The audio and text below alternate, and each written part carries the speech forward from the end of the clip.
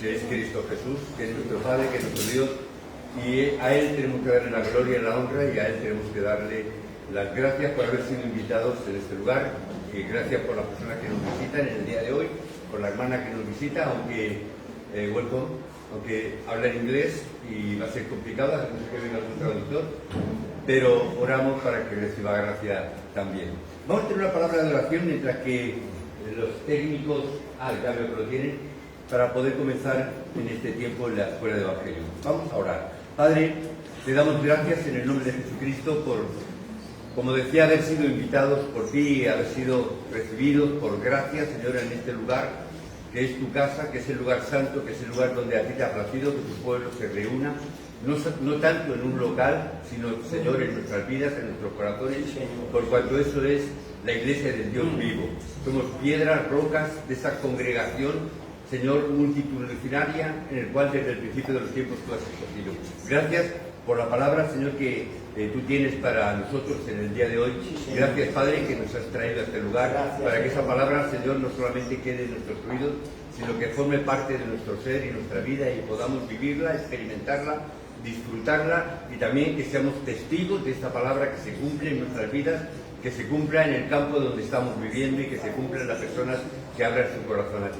Padre, gracias por este lugar, por este tiempo, por mis hermanos, por cada uno de ellos. Gracias, Padre, por cuanto todos, Señor, aún no siendo, Señor, nadie, pero para ti somos imprescindibles y para ti somos importantes. Gracias que en estos vasos de barro, que sin valor alguno, Señor, tú has puesto un tesoro dentro de nosotros. Nos has dado el secreto de todos los secretos, el secreto de Jesucristo. Amén. Así que, Padre, te damos gracias y oramos en el nombre que es sobre todo nombre. Oramos en el nombre de Jesucristo. Amén y amén. Y vamos a tener una lectura de la palabra. Nosotros tenemos que estar muy agradecidos a Dios por cuanto, como decía, Dios ha puesto en nosotros un gran secreto. Dios ha puesto en nosotros un secreto enorme, un secreto que desde los tiempos inmemoriales, desde el pasado, ha estado oculto.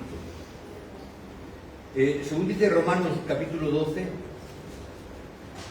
dice porque, bueno, voy a leer el 25 también, dice 12:25, y al que puede confirmaros según mi evangelio y la predicación de Jesucristo, según la revelación del misterio que se ha mantenido oculto desde tiempos eternos. Está hablando de un misterio que ha sido oculto durante tiempos eternos, pero que ha sido manifestado ahora, y que por las escrituras de los profetas, según el mandamiento del Dios eterno, se ha dado a conocer a todas las gentes para que obedezcan a la fe. Al único y sabio Dios sea gloria mediante Jesucristo para siempre. El hecho de que estemos aquí hoy es un milagro. ¿Amén? El hecho de que hoy tú hayas recibido una invitación y estés aquí es un milagro de Dios. Cada vez que viene una persona, entra por esa puerta y entra en esta casa, es un milagro de Dios.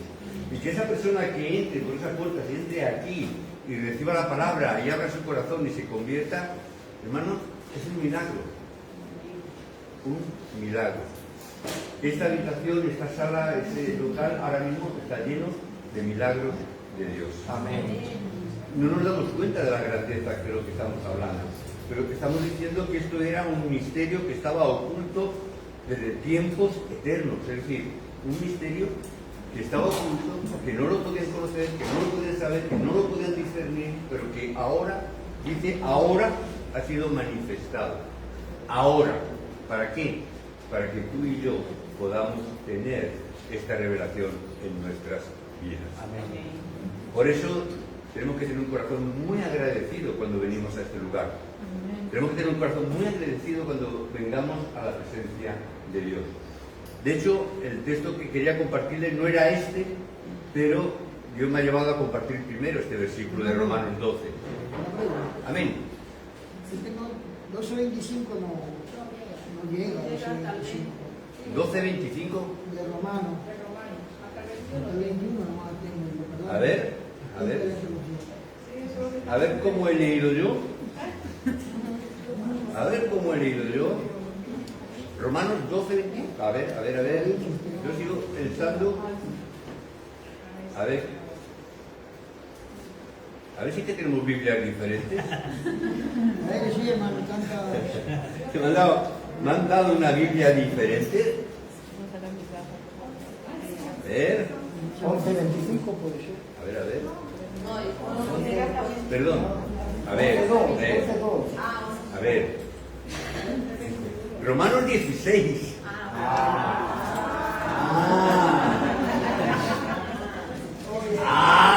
Romanos 16. Romanos capítulo 16, versículos del 25 al 27. Está bien esto para que estemos pendientes y estemos atentos.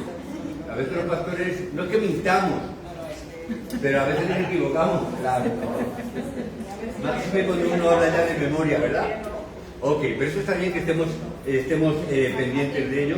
Así ahora, a partir de ahora, os daréis cuenta de que tenéis que estar pendientes de los textos. A ver, amén. Así que bien, pero ocupándonos de lo importante, más que el hecho del error, lo importante es qué es lo que me dice este texto, que era un misterio que estaba oculto. Si es un misterio y está oculto, no se puede ver, no se puede encontrar. Amén. Entonces, demos gracias a Dios por este milagro que ha ocurrido, de que nosotros hoy podamos estar aquí entendiendo esta palabra y entendiendo este mensaje. Amén. ¿Por qué razón? Me voy a ir ahora sí, y espero no equivocarme, a Mateo 16, 16. Pero espero no haberme equivocado. Mateo 16, 16, que es lo que quiero traer en el día de hoy. Mateo 16, 16, ¿qué es lo que dice? Y respondiendo Simón Pedro dijo: tú eres el Cristo, el Hijo del Dios viviente. Amén. Ahora, ¿qué significa? Pedro ha encontrado la respuesta a ese misterio que estaba oculto durante mucho tiempo. Pedro recibió esta palabra. Jesús le pregunta a sus discípulos: ¿quién dice la gente que soy yo? Y recortéis el texto. Uno dice que Simón Pedro, otra vez Juan el Bautista, otros dicen que Isaías, otros dicen que Jeremías o alguno de los profetas. Y la pregunta es: ¿y vosotros? ¿Quién decís que soy yo? Y Pedro da esta respuesta: tú eres el Cristo. Ese es el secreto que estaba oculto. ¿Quién era el Cristo? Pedro lo discierne en este momento y dice: Jesús, tú eres. ¿Qué dice a continuación? Respondió Jesús, asombrado. De alguna manera, asombrado. Bienaventurado eres, porque esto no te lo ha enseñado ni carne ni sangre. Esto no te lo ha enseñado ningún hombre. Hermanos, esto no se aprende en un seminario. Esto no se aprende en ninguna escuela bíblica. Esto no se aprende porque un profesor te lo enseñe. ¿Cómo lo aprendió Pedro? ¿Perdón? Revelado. Por revelación. ¿Quién te lo ha enseñado? No es la confesión de Pedro. Siempre hemos dicho, esta es la gran confesión de Pedro, que Jesús es el Cristo. Pero en realidad no es la confesión de Pedro. Es la confesión del Dios eterno. Es la confesión del mismo Dios quien está trayendo revelación a Pedro para que tenga esta palabra en su corazón y la proclame. Pedro, esto no te lo ha enseñado, esto te lo ha enseñado mi Padre. Por lo tanto, hermano, si estás aquí es porque tú has recibido, un día recibiste una revelación de Dios. Amén. Si estás aquí es porque un día tú recibiste de Dios una claridad en tu mente que no era tuya. No puedes discernirlo a través de hombre o de carne, no la puedes discernir en un seminario. Esto o te lo revela Dios o no lo vas a entender.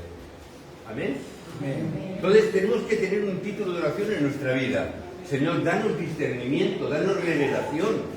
Danos revelación sobre todo de ese secreto oculto que es Cristo en mi vida. Dar esa revelación que no es fácil, hermano, les digo, no es fácil. Nosotros estamos aquí y decimos, no, si todos creemos en Cristo. Gracias a Dios, amén. pero que esto no es fácil de creer. ¿Por qué razón? El propio Pedro, que está diciendo estas palabras, poco después, ¿qué es lo que le dice a Jesús?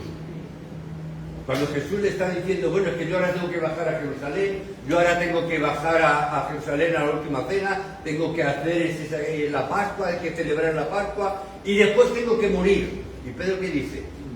¿Te acordáis? No, tú no, yo muero por ti, ¿no? Pero Pedro, ¿no estás diciendo que Jesús es el Cristo? ¿No tienes la revelación profunda? ¿Qué te ha pasado ahora? En tan poco tiempo, ¿qué le ha pasado? ¿Se le ha olvidado? ¿Se le ha ido la revelación? ¿Qué le pasó a Pedro? Porque Jesús, la respuesta que le da es terrible, es tremenda. Aparta de mí, Satanás. Se lo dice a Pedro, al mismo que le estaba diciendo que la revelación de Dios estaba sobre él. Aquel que recibió esa revelación de Dios, en el otro momento, a los 5 minutos, 10 minutos, le está diciendo, aparta de mí, Satanás. ¿Por qué razón? Aun cuando todo parece fácil, todo parece que es una revelación, no habían entendido todavía correctamente quién era Jesús. Todavía estaban pensando en términos humanos, aún estaban pensando en términos físicos. El mensaje de la semana pasada, ¿cuál fue? Que el diablo, ¿por dónde nos ataca? ¿Por lo espiritual? No, nos ataca por las cosas físicas. ¿Cuál es el camino que emplea el diablo? Las cosas físicas, lo material. Las cosas materiales de nuestra vida. Ahí es donde nos atacan. Y Pedro, cuando están hablando, ¿qué es lo que piensan? Pues hombre, pues como Jeremías. ¿Por qué? Porque era muy sensible, se puso a llorar. Es el profeta llorón, como se le reconoce a Jeremías. O como Elías, ¿no? Tiene un poder de resucitar, hace milagros, hace cosas que parecen extravagantes. O como Juan el Bautista, que la gente le seguía porque se iba al desierto y parece que tenía una obra social tremenda. O sea, todo son cosas físicas que tienen que ver con lo físico, porque la gente busca lo físico, pero no estaban entendiendo la realidad espiritual. Incluso lo vemos cuando están en el Lucas 24, después de resucitar Jesús, cuando estaban todos los discípulos en ese lugar, en ese aposento alto, estaban ahí todos escondidos, asustados, atemorizados, y Jesús se le tiene que aparecer en ese momento. Y los discípulos, ¿qué dijeron? ¡Ay, es un fantasma! Tuvieron miedo. Pero no estábamos diciendo que Jesús, tú eres el Cristo. No estábamos entendiendo que Jesús era quien hacía los milagros. No habíamos entendido que Jesús era quien resucitó a Lázaro. No resucitó a la hija de Jairo. No resucitó Jesús a otras personas. Porque no creyeron que Jesús podría resucitar. ¿Por qué no creyeron si él mismo le estaba diciendo? Recordemos hace 2 o 3 semanas, si yo destruiré este templo y en 3 días lo restauraré, lo levantaré de nuevo. Y estaba hablando de su propio cuerpo. No estaba hablando de un local, no estaba hablando de un edificio, estaba hablando de su propio cuerpo. ¿Qué significa? No habían llegado a comprender la profundidad de lo que significa este misterio que nosotros, a Dios gracias, estamos entendiendo. Por eso, la gracia de Dios por la cual estemos en este lugar hoy es un milagro de Dios, porque es la revelación del Dios mismo sobre cada uno de nosotros. Porque no es fácil de entender, los discípulos estaban ahí con él y no lo creyeron. El evento de la barca, cuando Pedro está pescando y no pesca nadie, y Jesús se acerca a la orilla y le manifiesta, echas las redes por al otro lado. ¿Me vas a enseñar a mí a pescar? A Pedro, que era profesional. ¿Me vas a enseñar a mí que mi padre tiene una flota de barcos pesqueros, no una sola, que tenía varios? Mi hermano también es profesional de esto. ¿Me vas a decir cómo, cuándo y dónde echar las redes a un pescador? ¿Hay algún pescador en la sala? Aficionado. Si lo hubiera dicho en colindres hubiera salido alguno, porque sí que lo tengo así. Pero le vas a enseñar a un pescador a pescar. Alguien que es de tierra de secano, ¿no? ¿Cómo va a ser posible eso? Pero en cambio cuando lo hicieron, se dieron cuenta. Y ya Pedro se da cuenta después de recoger todos los peces que a causa de echar las redes por donde Jesús decía, Pedro mira bien y se da cuenta y dirá, pero no es este maestro. ¿Por qué dudas? ¿Por qué tenéis miedo? ¿Por qué tiene que aparecerse de Jesús? ¿Por qué están atemorizados? ¿Por qué Tomás, no estando presente en esa primera impresión, tiene que volver nuevamente a Jesús a aparecerse y decirle, ¿Os acordáis de Tomás? Mete los dedos en mi mano, mete los dedos en mi costado, porque yo soy. Y le está diciendo algo más, tócame, no soy un fantasma, no soy un espectro, carne y sangre, mete los dedos, puedes tocarme. No es algo ficticio, no es un sueño, no es una imagen emocional. Estoy vivo, estoy aquí, carne y hueso, puedes tocarme, mete los dedos. Pero los discípulos estaban atemorizados porque aún no creían a pesar de todo lo que habían visto hacer a Jesús. Eran los mismos discípulos que le vieron andar sobre el mar. Son los mismos. Los mismos discípulos que cuando dijeron, oye, que hay 5.000 personas aquí que no tienen para comer. Y Jesús les dice, dadle vosotros de comer. Pero si no tenemos nada más que esto. Y con la bendición del Señor dice, ahora repartirlo. Y no solamente comieron 5.000, sino que sobró comida en abundancia. Es el mismo Jesús. Y son los mismos discípulos los que estaban con él.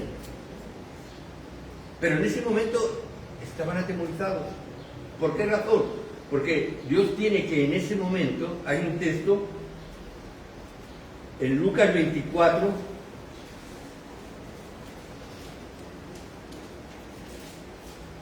versículo 45.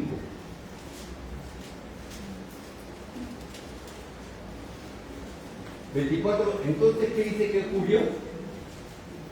Les abrió el entendimiento. ¿Les abrió el entendimiento? ¿Por qué? No entendían. Aun a pesar de todo ello, aun a pesar de todos los milagros, todas las actividades, con todo el conocimiento, con toda la experiencia, con todas las evidencias, dice que aún todavía no entendían. Jesús tiene que abrir el entendimiento a la persona. No es porque nosotros sepamos, no es porque nosotros hagamos, no es porque nosotros no somos nada delante de Dios. Es la obra poderosa de Dios sobre la mente de una persona, sobre la influencia de Dios sobre una persona, que abre el entendimiento. ¿Para qué? Para que reciba el mensaje de salvación. ¿Amén? Amén. Si leemos en el versículo anterior, en el versículo 44, dice que estas son las palabras que os hablé. Jesús está nuevamente hablando a los discípulos, que estando aún con vosotros, dice que era necesario que se cumpliese todo lo que está escrito de mí en la ley de Moisés, en los profetas y en los salmos. Es decir, es que era necesario que esto aconteciera, era necesario que se cumpliera la palabra, era necesario que las profecías se cumplieran, que todo lo que está escrito en los salmos, como el Salmo 22, el Salmo 25, creo que son salmos que tienen o hablan sobre la muerte de Jesucristo, que hablan palabras proféticas, dice, se ha cumplido, era necesario que se cumpliera. Aún así, ¿qué ocurre? Me imagino la cara de estupor que tendrían los discípulos como diciendo, no entiendo. Versículo 45, les abre el entendimiento. Versículo 46, ¿qué hace? Vuelve nuevamente a predicarles el mensaje.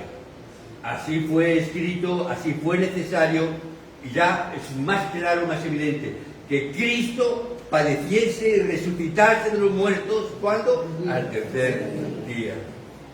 Es en ese momento que los discípulos entendieron, que los discípulos comprendieron de verdad, recibieron esa revelación, se les abrió el entendimiento y pudieron comprender la grandeza de Cristo.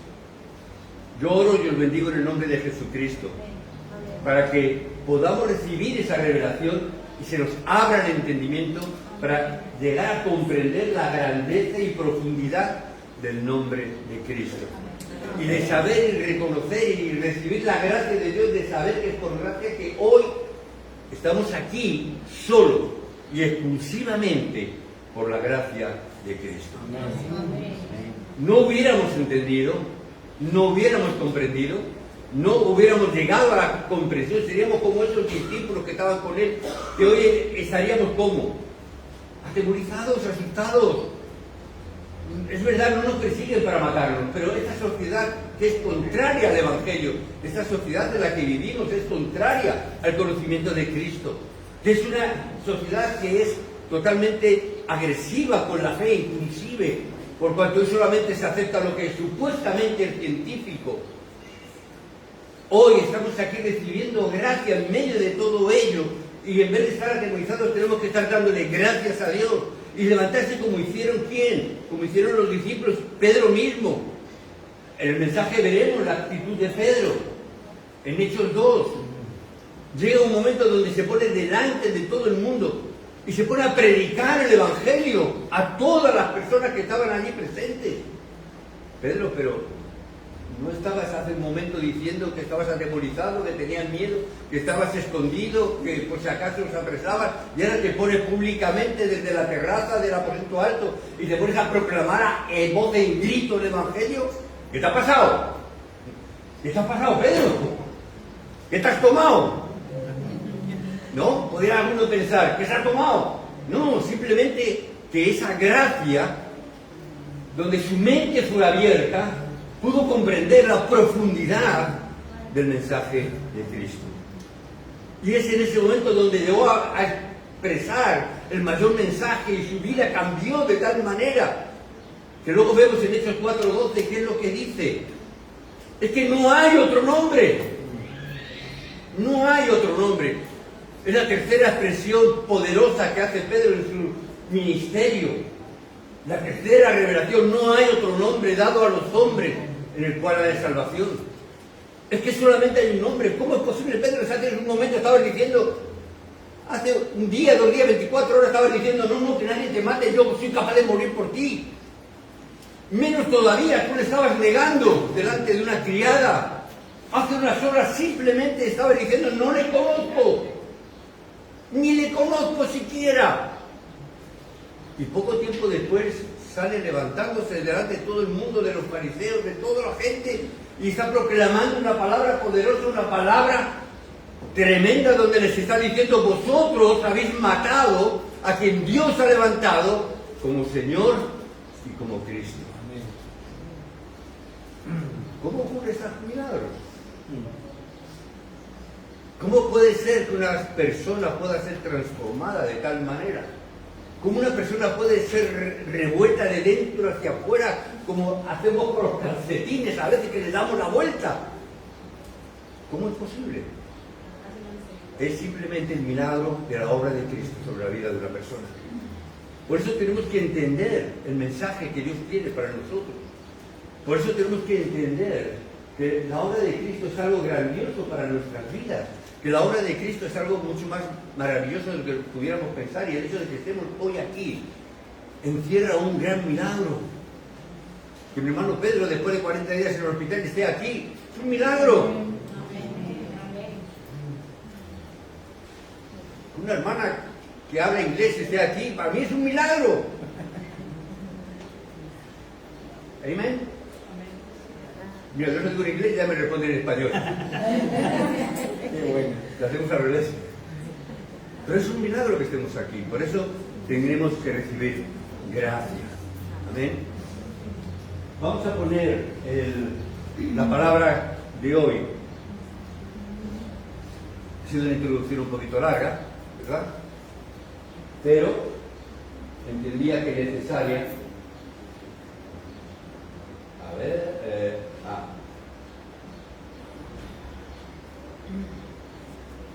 sí, no me funciona. Ya va. Ahora sí, ¿verdad? Nos quedamos, si no recuerdo mal, a ver,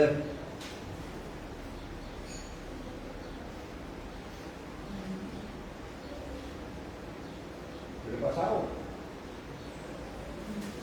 Nos quedamos aquí, yo recuerdo que dije, nos hemos quedado en el problema, nos hemos quedado en la dificultad y en el problema.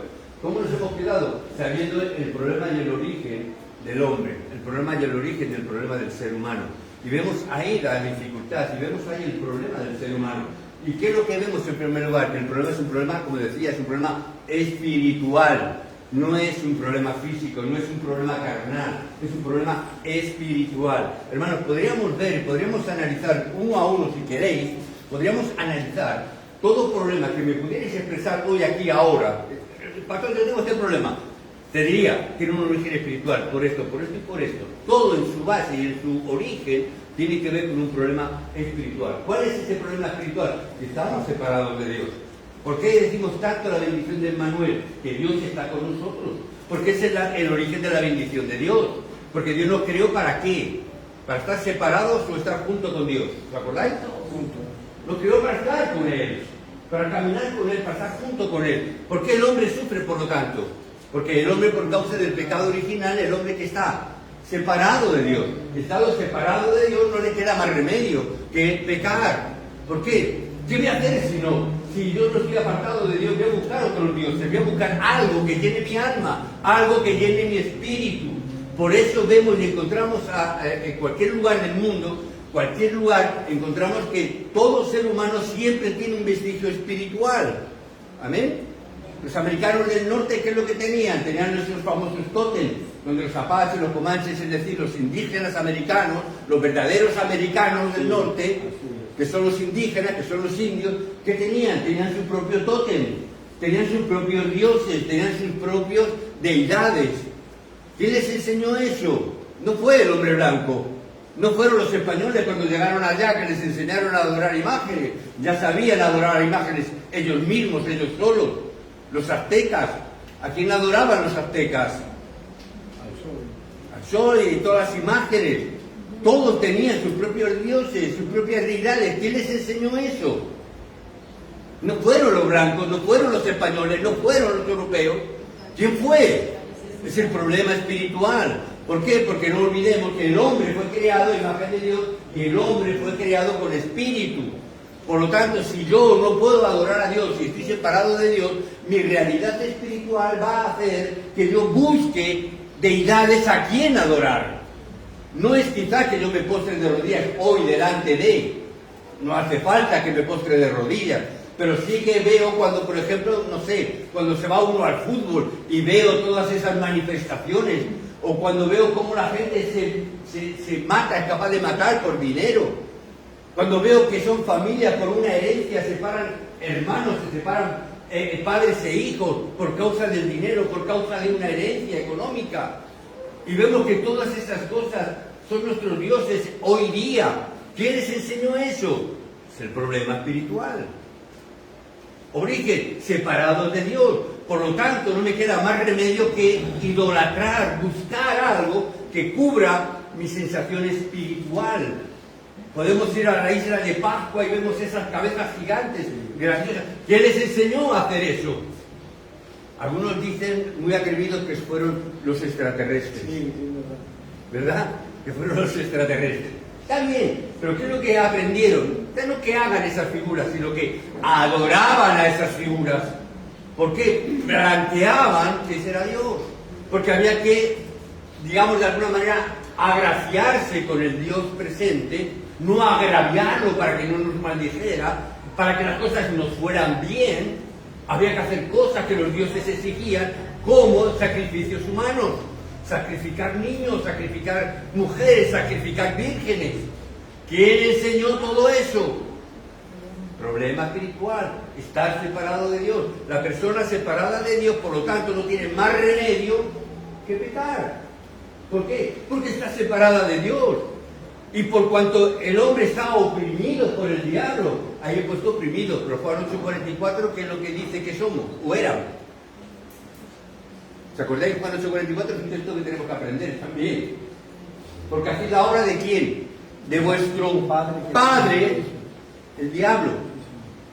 Wow. O sea, que tú veas que una persona en la calle que no es creyente, ¿cómo va a ser feliz siendo hijo del diablo, siendo oprimido por el diablo?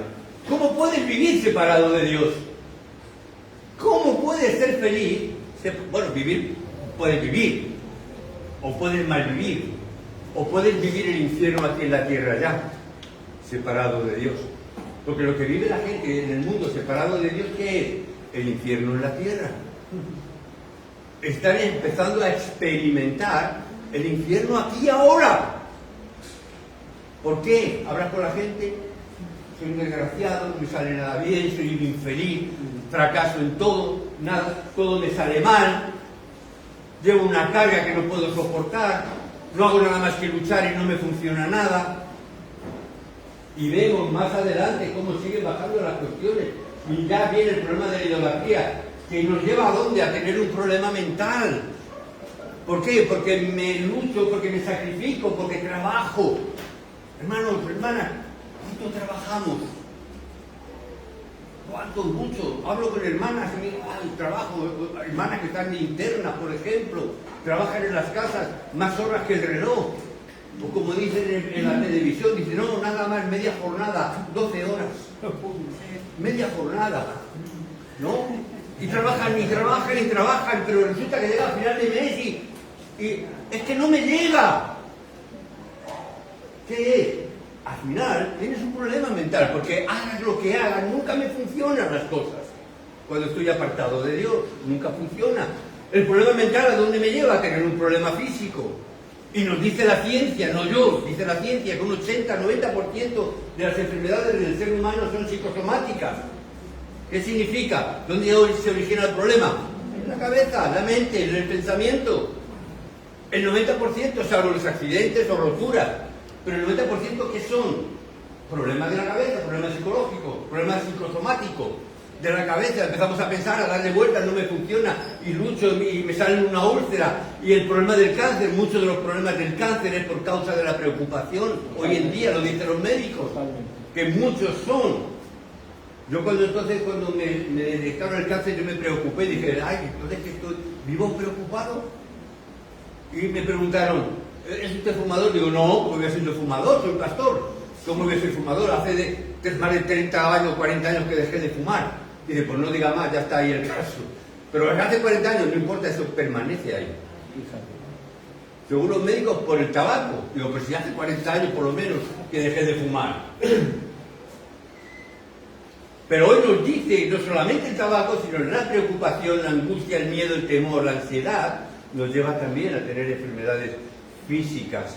Pero el problema no es solamente ya la enfermedad física, sino cuál es el destino eterno de la persona. ¿Dónde va a vivir la eternidad? Si la persona no cree en Dios, ¿qué va a pasar? Que le va a dar el fin, como decía, creo que es Isaías, dice que la justicia de Dios es dar a cada uno el destino que cada uno ha elegido en la vida. Es decir, tú has elegido ir por un camino que no es el camino de Dios. Tú has escogido no creer en Dios y tú te has ido por otro camino. Entonces, ¿cuál es la justicia? Por darte el destino de ese camino.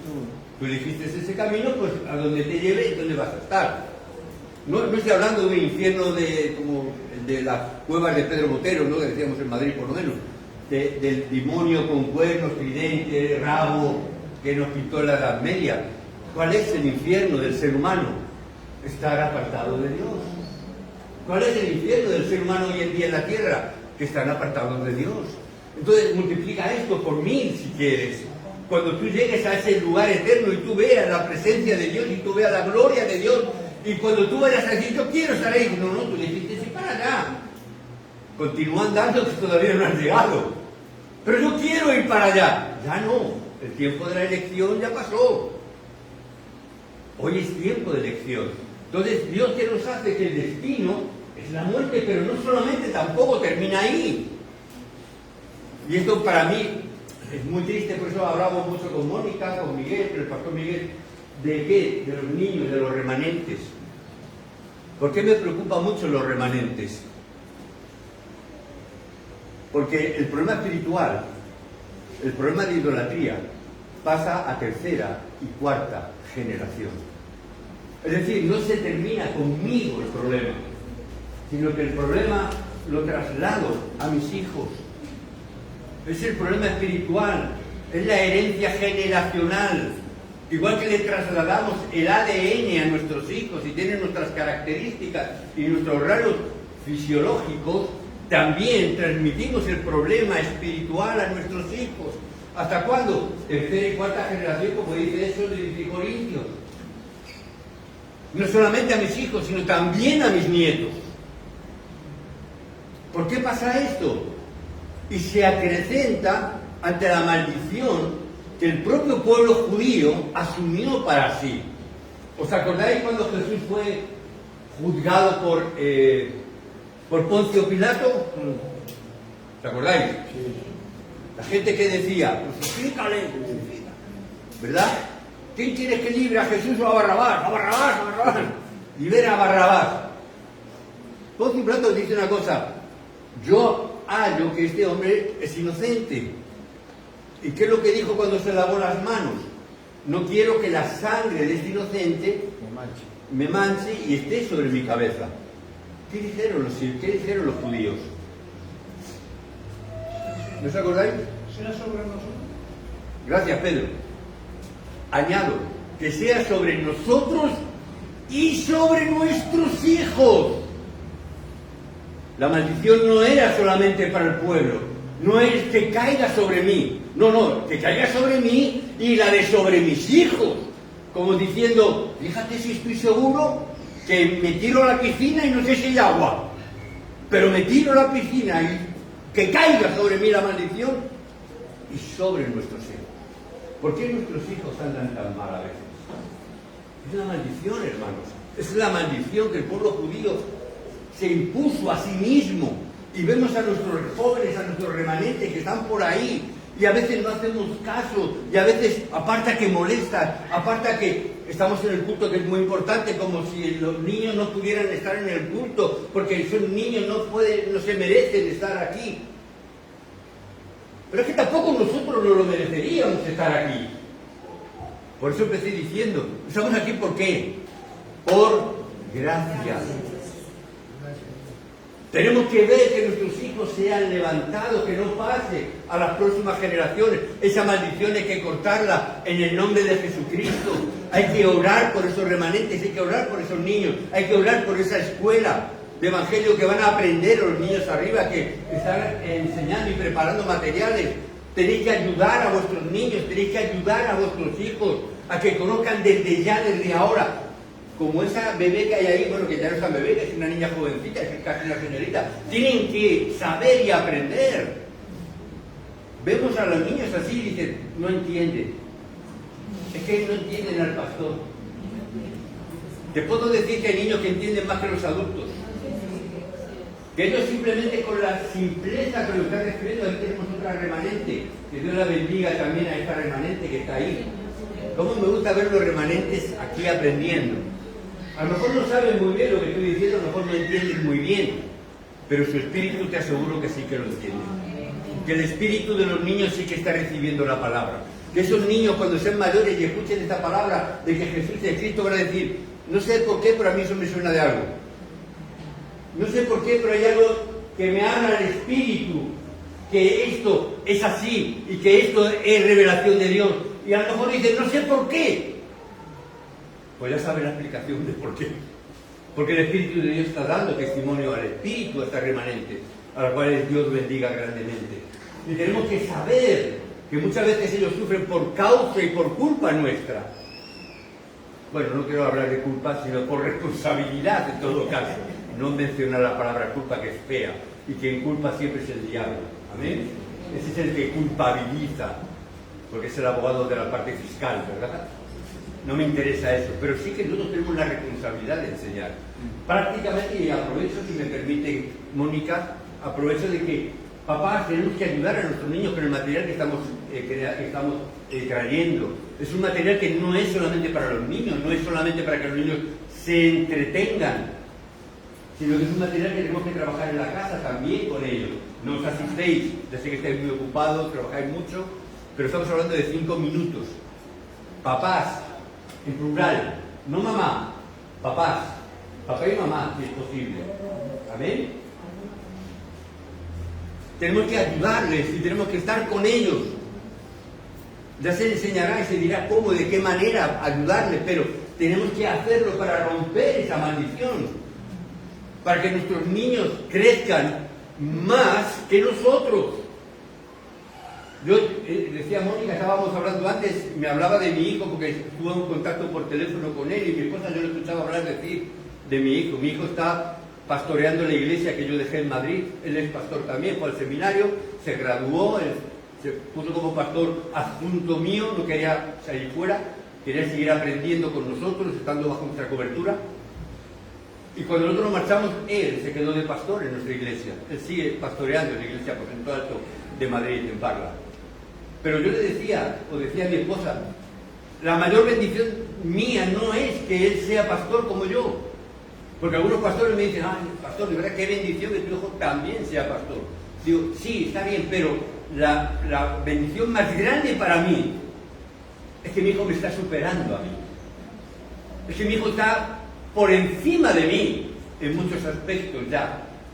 Y tiene 36 años. Y está pasando por encima de mí. Está siendo más grande que yo. Amén. Y esa es la mayor bendición que Dios puede dar a un padre, que sea más que tú. Si eres un buen padre, anhelarás eso para tus hijos, que crezcan más que tú, que tu hija crezca más que tú, no solamente en altura, sino en todo y sobre todo en lo espiritual. Amén. Amén. Os bendigo en el nombre de Jesucristo. Bendito seas. Y bueno, a ver si la semana que viene no termina, porque la introducción ha sido... Pero vamos a hacer una palabra de oración. Por favor, sí que decimos, me han pasado la recomendación. Ahora tenemos un tiempito para quien quiera tomar café, charlar, saludar. Lo que decimos es, pedimos estar 5 minutos antes acá, no tenga que estar empujando el hermano de la puerta, no estar empujándonos para que entremos, sino que podamos estar 5 minutitos antes, que podamos estar concentrados en la palabra, orando con la palabra, para preparar nuestro corazón y nuestro espíritu. Sé que es bueno tomar café, yo voy a ver también si puedo tomar café. No digo que no tomemos café, pero que podamos estar un poquito así. Amén. Amén. Padre, oramos en el nombre de Señor. Jesucristo y que prepare nuestro corazón para el culto y que la palabra que nos has dado y nos vas a dar ahora se cumpla en nuestra vida. Oramos en el nombre de Jesucristo. Amén. Gracias por vuestra atención. Gracias por el chivatazo.